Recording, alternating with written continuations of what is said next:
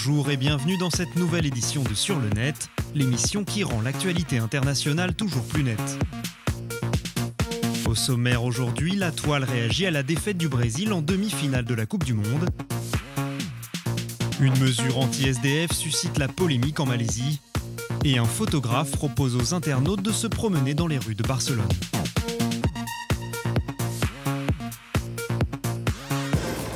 Après la victoire 7-1 de l'Allemagne face au Brésil, le net s'enflamme pour un match à sens unique.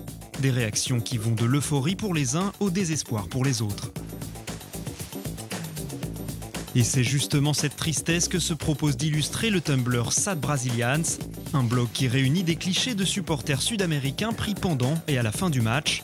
Une émotion que l'on retrouve sur Twitter où le mot-clé « honte pour le Brésil » a permis aux internautes d'exprimer leur peine, mais aussi pour certains d'entre eux, leur colère.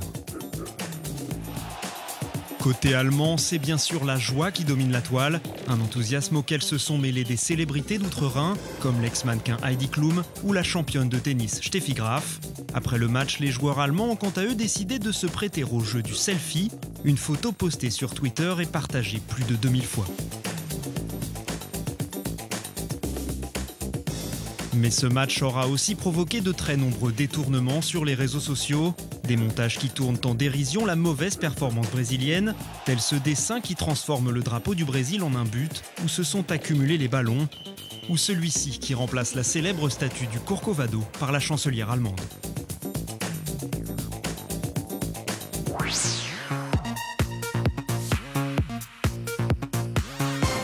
Réduire le nombre de sans-abri qui arpentent les rues de Kuala Lumpur. Voilà le nouveau cheval de bataille du gouvernement malaisien qui semble déterminé à prendre des mesures drastiques pour y remédier, comme interdire la soupe populaire dans un rayon de 2 km autour du centre de la capitale.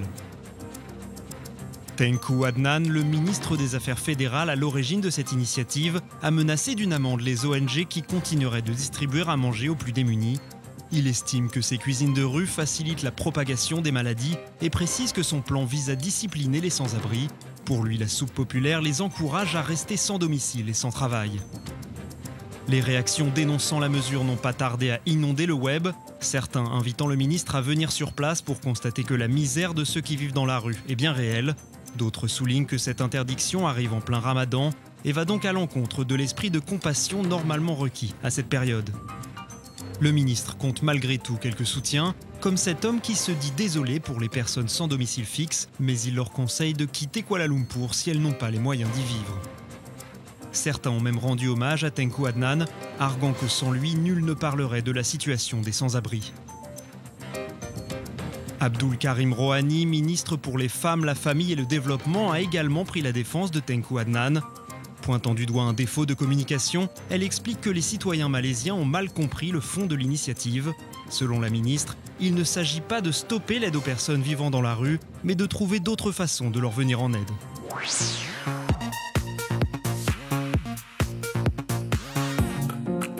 Jeûner dans la bonne humeur, c'est possible. Depuis le début du ramadan, des internautes racontent avec humour leur expérience sur Facebook, Instagram ou Twitter en utilisant le hashtag RamadanProblems.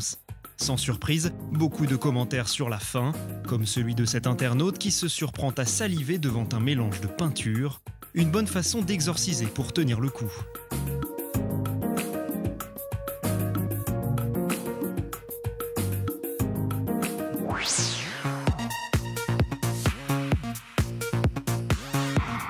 L'aéroport de Francfort se serait transformé en une véritable base secrète pour le tournage du prochain épisode de la saga Star Wars.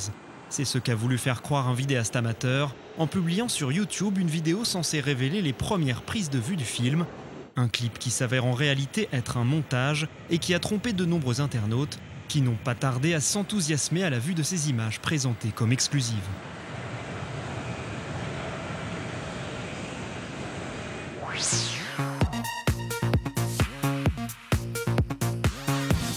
Immortaliser ses exploits sportifs en vidéo ou en photo sans l'aide de personne, le projet de cette start-up française pourrait ravir bien des amateurs de sport. S'il n'en est qu'au stade de prototype, ExoPlus permettra d'être filmé en pleine action par un drone qui suivra son propriétaire à la trace. Présent sur le site de crowdfunding Kickstarter, ExoPlus a déjà récolté plus d'1 million de dollars. In my eyes, aerial footage is really the key.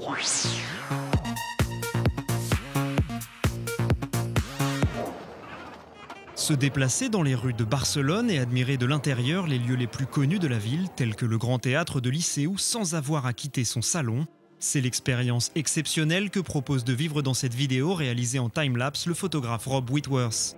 Un clip qui, pour être réalisé, a nécessité plus de 70 heures de tournage et que les internautes pourront retrouver sur le compte Vimeo de l'artiste.